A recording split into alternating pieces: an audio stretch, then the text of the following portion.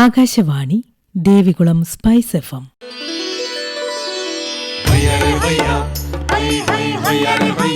കിസാൻ വാണി.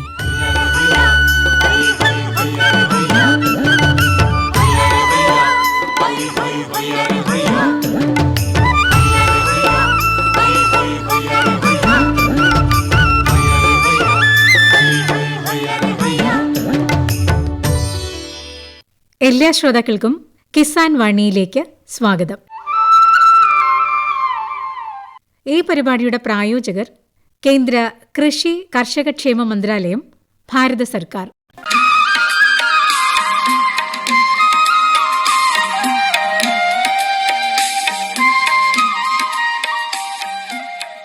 പ്രിയ ശ്രോതാക്കളെ, ഇന്നത്തെ കിസാൻ വാണിയിലേക്ക് സ്വാഗതം.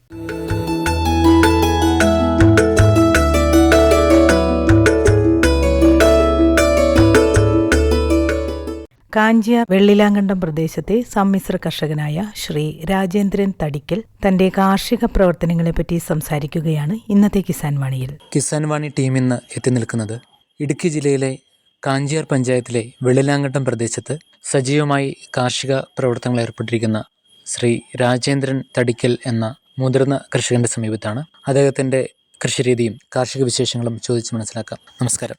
നമസ്കാരം. അങ്ങ് എത്ര കാലമായി കാർഷിക മേഖലയിൽ പ്രവർത്തിക്കുന്നുണ്ട്? ഏതാണ്ടൊരു 40 വർഷത്തിന് മേളിലായി, 45 വർഷത്തിന് മേളിലായി കാർഷിക മേഖലയിൽ പണിയെടുത്തിട്ടുണ്ട്. ഇപ്പൊ നിലവിൽ എന്തൊക്കെ കൃഷികളാണ് ചെയ്തുകൊണ്ടിരിക്കുന്നത്? എനിക്ക് ഏലമുണ്ട്, റബ്ബറുണ്ട്, കുറച്ച് കൊടിയുണ്ട്, പിന്നെ മറ്റ് അതിനോടനുബന്ധിച്ചുള്ള അനുബന്ധ വിളകൾ, ചെറു രീതിയിലുള്ള വിളകളും ഉണ്ട്. ഇതിപ്പം മിശ്രവിളയായിട്ടാണോ ചെയ്യുന്നത്, അതോ ഓരോ സ്ഥലത്തായിട്ടാണോ? മിശ്രവിളയെന്ന് വേണേൽ പറയാം. ഞാൻ റബ്ബർ വെച്ചിരിക്കുന്നത് ഏതാണ്ട് 1 ഏക്കർ സ്ഥലത്ത് റബ്ബറുണ്ട്.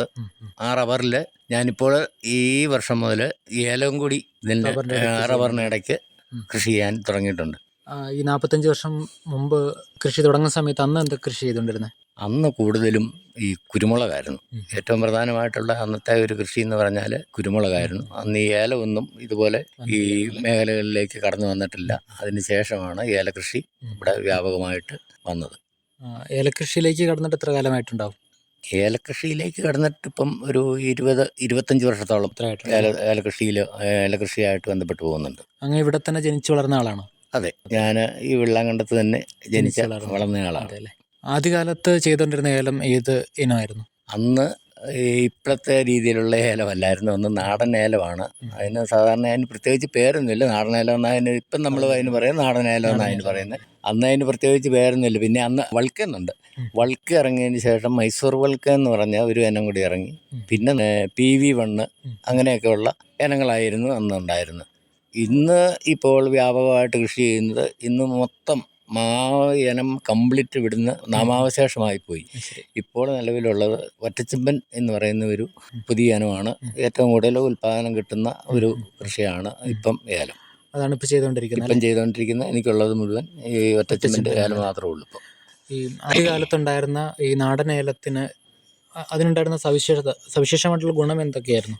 നാടൻ ഏലമാണെങ്കിൽ ഇന്നത്തെ ഏലത്തിന് ചെയ്യുന്ന പോലെയുള്ള ഈ വ്യാപകമായിട്ടുള്ള മരുന്നടിയോ മറ്റേ രാസവള പ്രയോഗങ്ങളോ ഇതൊന്നും തന്നെ അന്നില്ലായിരുന്നു. അന്ന് സാധാരണ പച്ചിലവളവും പിന്നെ ചാണകപ്പൊടി, പച്ചച്ചാണകം ഉപയോഗിക്കാനായിരുന്നു. ചാണകപ്പൊടി ആണ് ഉപയോഗിക്കുന്നത്. ഇത്രയും കാര്യങ്ങളൊക്കെ ആയിരുന്നു അന്ന് ചെയ്തുകൊണ്ടിരുന്നത്. അല്ലാതെ ഇന്നത്തെ പോലെയുള്ള രാസവള പ്രയോഗങ്ങളോ മറ്റു കാര്യങ്ങളോ ഒന്നും അന്ന് കൃഷിക്ക് ഉപയോഗിക്കുന്നില്ല. അന്ന് അത് ഈ ചാണകപ്പൊടിയും പിന്നെ കുമ്മായം അങ്ങനെയുള്ളതൊക്കെ ഇട്ട് കൊടുക്കുന്ന ആ ഒരു കൃഷിയാണെങ്കിൽ പോലും ഇന്നത്തെക്കാളും നല്ല വിളവ് അന്ന് ഇത്രയും ശല്യങ്ങളോ കുറവുണ്ടായിരുന്നു. ഇതുപോലെയുള്ള മരുന്നടിയോ ഇതൊന്നും കീടനാശിനി പ്രയോഗമൊന്നും അന്ന് വളരെ കുറവാണ്. വല്ലപ്പോഴും അങ്ങനെ ഒന്ന് മരുന്നടിച്ചാൽ മാത്രമാണ് അത് ഏലത്തിനൊക്കെ ചെയ്തുകൊണ്ടിരുന്നത്. എങ്കിൽ പോലും അന്ന് ന്യായമായിട്ട് ആ ഏലത്തിനെ പിടിക്കുമായിരുന്നു. കൃഷി നമുക്ക് നല്ല രീതിയിൽ അന്ന് പോവുകയും ചെയ്യുമായിരുന്നു. ഇന്ന് നമുക്ക് പണ്ടത്തേത് വെച്ച് നോക്കിയിട്ടുണ്ട്. ഇന്ന് കൃഷിക്ക് ഭയങ്കര ചിലവാണ് നമുക്ക്.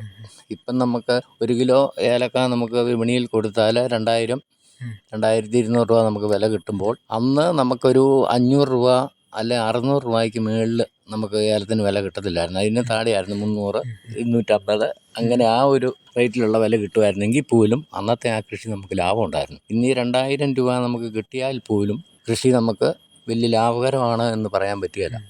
ഏലം നടുന്ന രീതി എങ്ങനെയാണ്, അത് പരിപാലിക്കുന്നത് എങ്ങനെയാണെന്ന് വിശദമായിട്ട് നമ്മൾ ഏലത്തിൻ്റെ ഒരു കൃഷി എന്ന് പറഞ്ഞാൽ, നേരത്തെയൊക്കെ ആണെങ്കിൽ നമ്മൾ ഇതിൻ്റെ അരി പാകി കിളിപ്പിച്ച് അവനെ തൈയാക്കി അത് പ്രത്യേകം ബെഡേ വെച്ച് വളർത്തി കൂടുതൽ ചിമ്പടിക്കുമ്പോഴത്തേനും ഒരു 8ഉം 10ഉം ഒക്കെ ചിമ്പടിക്കുമ്പോൾ ഇവ ഒന്നിച്ചെടുത്ത് ഒരു മൂടോട് കൊണ്ടുവന്ന് 2 അടി വ്യാസമുള്ള കുഴി, 1.5 അടി താഴ്ച മതി, 2 അടി വ്യാസമുള്ള കുഴി എടുത്ത് അത് നല്ല കരികിലയും അങ്ങനെയുള്ള ചവറും ചപ്പും ഒക്കെ ഇട്ട് നമ്മൾ മൂടി അങ്ങനെയായിരുന്നു മൂടിയിട്ട് ഏലം വെക്കുമായിരുന്നു.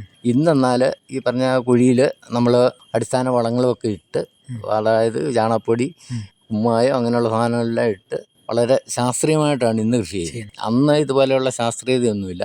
ചുമ്മാ നമ്മൾ നടുന്നു, അതിന് പറ്റുന്ന പണി ചെയ്യുന്നു, അതിൽ നിന്ന് ഒരുമാതിരി നമുക്ക് മികച്ച ഒരു ആദായം നമുക്ക് കിട്ടുകയും ചെയ്യുമായിരുന്നു. ഇന്ന് നമ്മൾ ആ രീതിക്ക് കൃഷി ചെയ്താൽ ഒരു കാരണവശാലും ഒരു ഉൽപ്പാദനം ഉണ്ടാകത്തില്ല. അതായത് കീടങ്ങളുടെ ശല്യം ഭയങ്കരമായിട്ടുണ്ട്. ഇപ്പം 15 ദിവസം കൂടുമ്പം നമ്മൾ മരുന്നടിച്ചില്ലെങ്കിൽ കാ പിടിക്കുകയില്ല. ഒരു പ്രാവശ്യം നമ്മൾ മരുന്നടിച്ചാൽ 1 കാ പിടിക്കും, അല്ല 2 കാ പിടിക്കും. അപ്പോൾ ആ ഒരു മരുന്നടിച്ചില്ലെങ്കിൽ ആ 2 കാ പിടിക്കുകയില്ല. കാ വന്നിട്ട് മഞ്ഞപ്പിഞ്ചെന്ന് പറയും. അപ്പം മഞ്ഞപ്പിഞ്ച് വന്നാൽ അതങ്ങ് പൊടിഞ്ഞു പോകും. അപ്പം നമുക്ക് ആദായം കിട്ടുകയില്ലാത്തൊരിതുണ്ട്. ഇന്ന് സാധാരണ എന്തൊക്കെ പ്രശ്നങ്ങളാണ് ഈ രോഗങ്ങൾ പ്രധാനമായിട്ട് ഈ മഞ്ഞപ്പിഞ്ച് പൊഴിയുന്നത്. അത് മരുന്നടി കുറഞ്ഞാൽ മഞ്ഞപ്പിഞ്ച് പോവും, മഞ്ഞപ്പിഞ്ചാവും, അത് പൊഴിഞ്ഞും പോവും. അതുപോലെ തന്നെ പിന്നെ ഏറ്റവും കൂടുതൽ നമുക്ക് ഈ ഏലത്തിൻ്റെ കായ്ക്ക് ദോഷം ചെയ്യുന്നത് തണ്ടുതുരപ്പനാണ്. ഈ തണ്ടുതുരപ്പം ഇതിൻ്റെ കാ കിഴിച്ച് അത് ഇതിൻ്റെ അകത്ത് നീര് പിടിച്ച് അങ്ങനെ അങ്ങ് പോകും. അത് ഇടിച്ച് അതിൻ്റെ പിടിച്ചാൽ ആ കാ പിടിക്കുകയില്ല, അത് പോയി. അതുപോലെ തന്നെ ഇത് പഴുത്ത് നിൽക്കുമ്പോഴാണെങ്കിലും മറ്റ് ഈ അണ്ണാന്, തവള അങ്ങനെയൊക്കെയുള്ള ജീവികളുടെ ആക്രമണമുണ്ട്. ഇതിനെല്ലാം നമ്മളിപ്പം ഇതെല്ലാം മരുന്നടിച്ചാണ് ഇപ്പം കാര്യങ്ങൾ നേരെയാക്കുന്നത്. കൃത്യമായ ഇടവേളകളിൽ മരുന്നടിക്കുകയാണെങ്കിൽ ഒരു പരിധി വരെ നമുക്ക് പിടിച്ചു നിൽക്കാം. മരുന്നടി കൃത്യമായിട്ട് ചെയ്യുകയും വളപ്രയോഗം നടത്തുകയും ചെയ്യുകയാണെങ്കിൽ നല്ല രീതിയിലുള്ള വിളവ് നമുക്ക് ഉണ്ടാകാം. പുതിയതായിട്ട് ഏലം നട്ട് കഴിഞ്ഞാൽ പിന്നെ അതിന് വളപ്രയോഗം ഒരു വർഷം എത്ര തവണ ചെയ്യണം, അതൊക്കെ എങ്ങനെയാണ്? വളപ്രയോഗം എന്ന് പറഞ്ഞാൽ ഇപ്പം ഈ ഏലത്തിന് വില കൂടി നിൽക്കുന്ന ഒരു സമയത്ത് ഭയങ്കരമായ ഈ എല്ലാവരും ഇതിൽ നിന്ന് ഒരു ചെടി ഉണ്ടെങ്കിൽ, അല്ലെങ്കിൽ ഒരു 10 ചെടി ഉണ്ടെങ്കിൽ അതിൽ നിന്ന് മാക്സിമം നമുക്ക് എന്തോരം ഉൽപ്പാദിപ്പിക്കാൻ പറ്റുമോ ആ ലെവലിലേക്ക് നമ്മൾ അത് വളപ്രയോഗത്തിൽ കൂടിയാണിത് ഉൽപ്പാദനം കൂട്ടുന്നത്. വളപ്രയോഗം കൂടുന്നതനുസരിച്ച് ഉൽപ്പാദനം കൂടും. അതുപോലെ തന്നെ മരുന്നടി, ഈ 2 പ്രക്രിയകൾ കൃത്യമായി ചെയ്തു കഴിഞ്ഞാൽ ഉൽപ്പാദനം വളരെയധികം നമുക്ക് കൊണ്ടുപോകാൻ പറ്റും. ഇതിൻ്റെ ഇപ്പം നട്ട് കഴിഞ്ഞാൽ വിളവെടുപ്പ് എത്തണമെങ്കിൽ എത്ര നാളത്തെ കാത്തിരിപ്പ് വേണം? ഏലത്തിന് നമ്മൾ നട്ട് കഴിഞ്ഞാൽ വിളവെടുപ്പ് ആദ്യത്തെ 1 വർഷം കഴിഞ്ഞാൽ നമുക്ക് ചെറിയ തോതിൽ, അതായത് ആദ്യത്തെ 1 വർഷം എന്ന് പറഞ്ഞാൽ വലിയ വിളവൊന്നും കാണിയാൽ ഒരു മൂടി ചെടി ഉണ്ടെങ്കിൽ അതിലൊരു 5-6 ശരമൊക്കെ വന്ന് അതിൽ നിറച്ച് കായൊക്കെ പിടിപ്പിക്കുക. അത് ഒരു 2ാം വർഷം ആകുമ്പോഴത്തേനും ന്യായമായിട്ട് ചെടി വളരും, ന്യായമായ ഉൽപ്പാദനമാകും. 3ാം വർഷം ആകുമ്പോഴത്തേനും അതിൻ്റെ പരമാവധി ഉൽപ്പാദനത്തിലേക്ക് എത്തും. 3ാം വർഷം ആകുമ്പോഴത്തേനും നമുക്ക് ഏലത്തിൻ്റെ പരമാവധി ഉൽപ്പാദനം നമുക്ക് അതിൽ നിന്ന് എടുക്കാൻ കഴിയും. നമ്മൾ പണിയുന്നതിനനുസരിച്ച് ആ ഏലത്തിൻ്റെ ഉൽപ്പാദനം പരമാവധി ഉയർത്തിക്കൊണ്ടുവരാൻ കഴിയും. हर जोखिम से निकल कर फसल आए, सुरक्षित हो जाए। फसल बीमा से हर किसान अब आत्मनिर्भर हो जाए। संकट के समय प्रधानमंत्री फसल बीमा योजना किसानों के लिए वरदान है। अब सूखा पड़े या बाढ़ आ जाए कोई डर नहीं, अब ओले पड़े या कीट पतंगे फसल खा जाए कोई फिक्र नहीं, क्योंकि हमने लिया है प्रधानमंत्री फसल बीमा। बुआई से फसल कटाई तक हर जोखिम का दावा, न्यूनतम प्रीमियम पर अधिकतम भुगतान का वादा। योजना से हर साल जुड़ रहे हैं 5 करोड़ से ज्यादा किसान। अब आपकी है बारी। नजदीकी कृषि कार्यालय, सहकारी समिति, बैंक शाखा, अधिकृत बीमा कंपनी या जन सेवा केंद्र में स्वेच्छा से करा सकते हैं पंजीकरण। फसल बीमा पोर्टल या फसल बीमा ऐप द्वारा भी कराया जा सकता है पंजीकरण। प्रधानमंत्री फसल बीमा योजना, आपकी फसलों का संपूर्ण सुरक्षा कवच। कृषि एवं किसान कल्याण मंत्रालय, भारत सरकार। വേനൽക്കാലത്തെ ഏലച്ചിരയുടെ സംരക്ഷണത്തിന് വേണ്ടി നമ്മൾ എന്തൊക്കെയാണ് ചെയ്യേണ്ടത്? വേനൽക്കാലത്ത് വെള്ളം നനച്ചു കൊടുക്കാനായിട്ട് സൗകര്യമുള്ള കൊടുത്താണെങ്കിൽ നമ്മൾ വെള്ളം നനച്ചു കൊടുക്കുക. അല്ലെങ്കിൽ ഇതിന് നമ്മൾ ചെയ്യാമെന്ന് പറഞ്ഞാൽ വേനൽ തുടങ്ങുന്നതിന് മുമ്പായിട്ട് തന്നെ നമ്മൾ കുമ്മായം ഒന്ന് പെതറി ഒരു ഇതടിക്കും. അപ്പം ഈ വെളുത്ത പ്രതലത്തിൽ വലിയ സൂര്യപ്രകാശം ഇങ്ങോട്ട് ആകർഷണം ഉണ്ടാകത്തില്ല. അപ്പം അതിനെ ഒരു വികരണം കുമ്മായം നമ്മൾ പ്രയോഗിക്കുന്നത് ആ ചൂടിനെ നമ്മൾ പരമാവധി കുറയ്ക്കാനായിട്ട് കഴിയും. അതുപോലെ തന്നെ പിന്നെ നമുക്ക് ചെയ്യാനുള്ളതെന്ന് പറഞ്ഞാൽ പുതയിടുകയാണ്.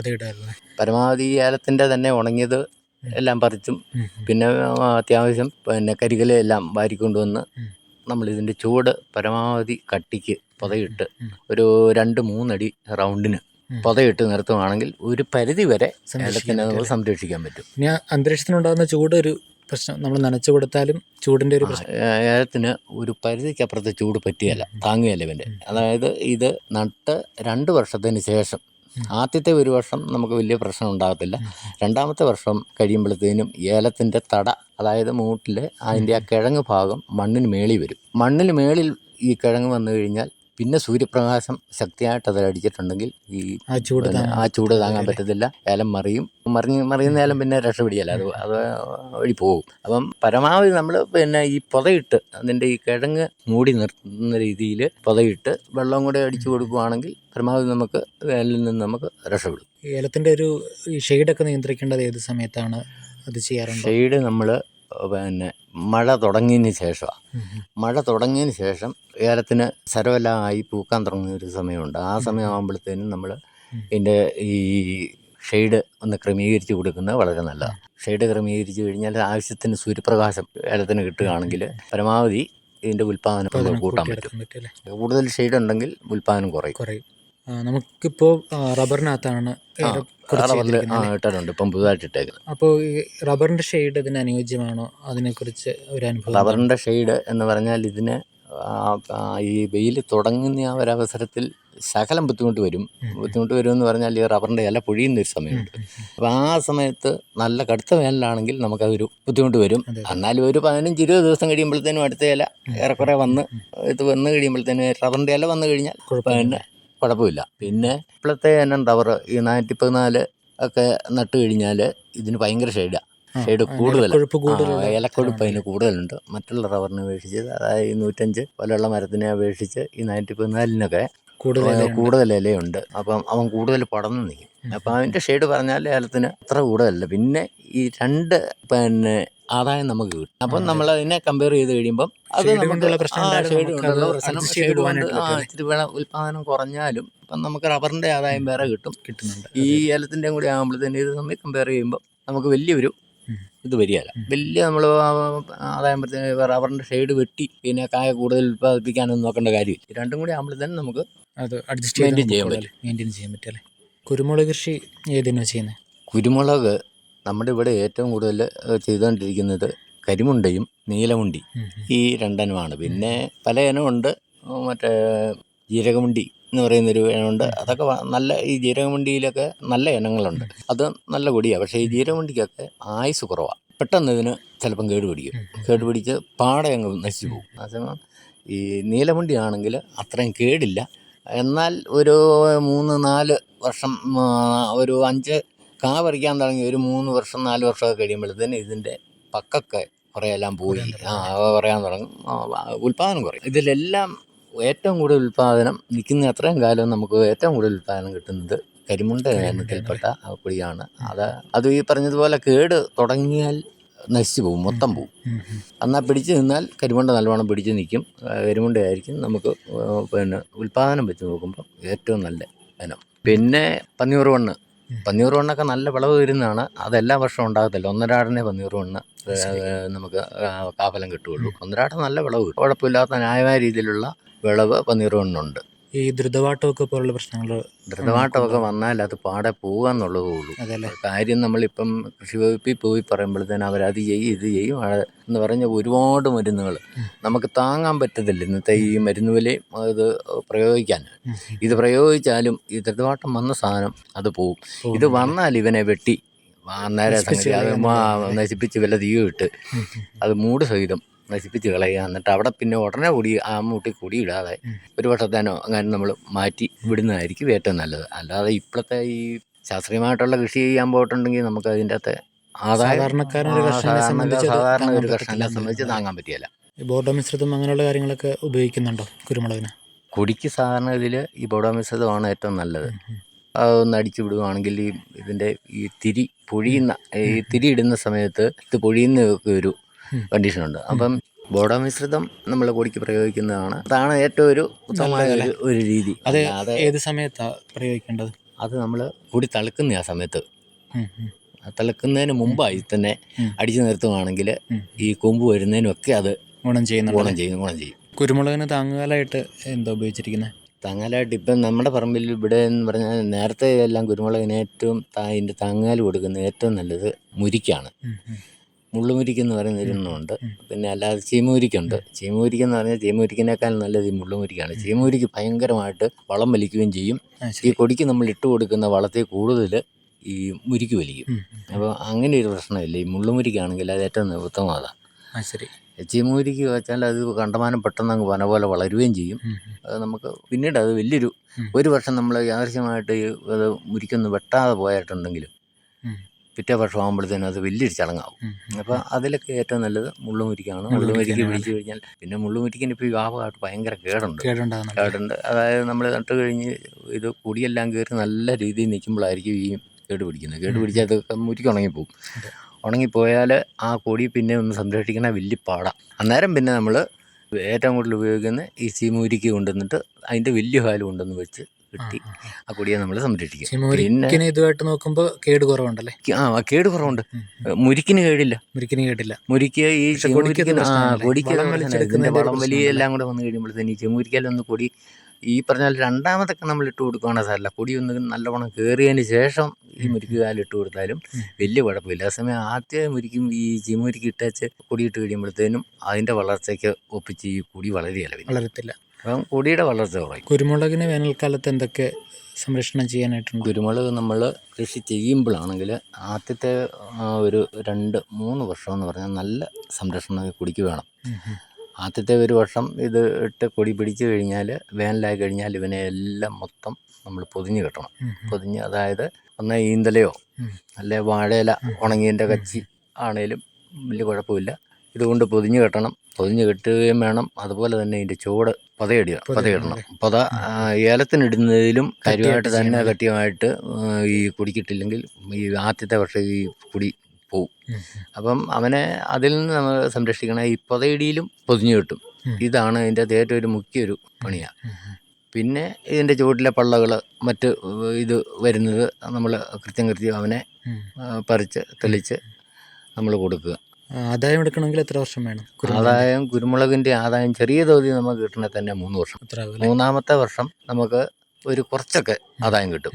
3, 4, 5 ഒരു 5 വർഷമൊക്കെ ആകുമ്പോഴത്തേനും ന്യായമായ ഒരു രീതിയിലേക്ക് കൊടിയെ നമുക്ക് വളർത്തിക്കൊണ്ടുവരാം.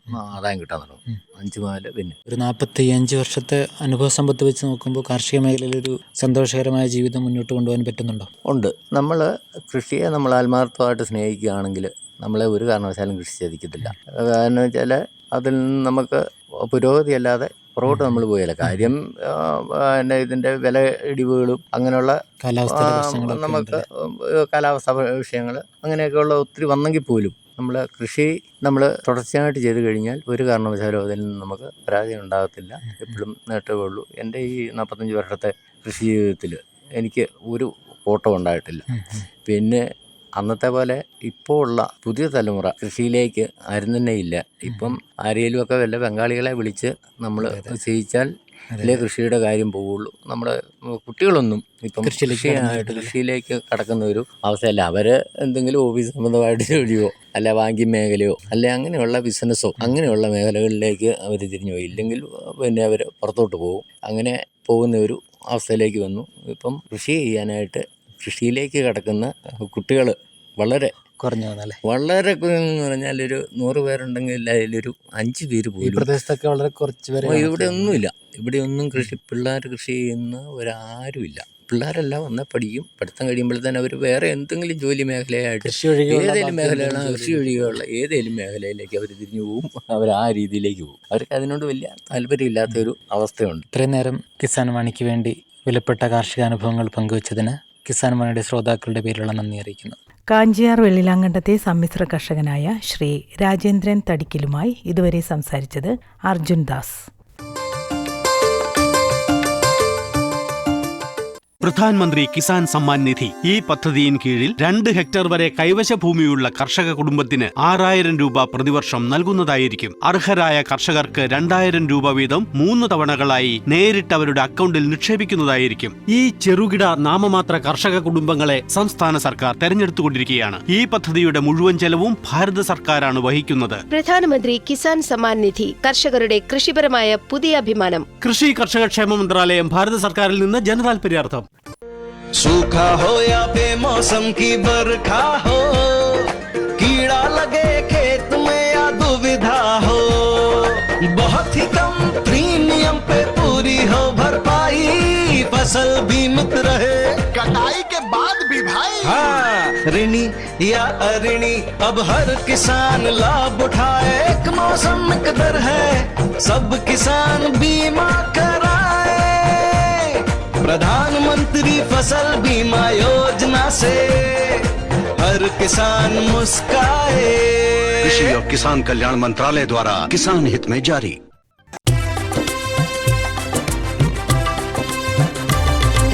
സഹകരണത്തിൻ ബലത്തിൽ വികാസത്തിനു ചുവട് വയ്ക്കാം.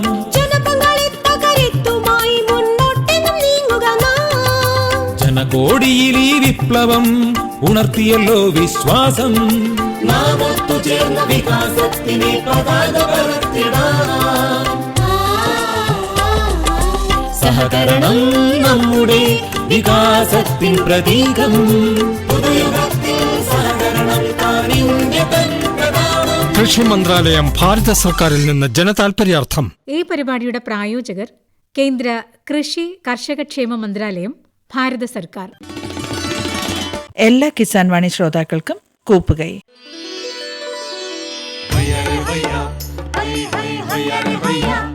കിസാൻ വാണി സമാപിക്കുന്നു.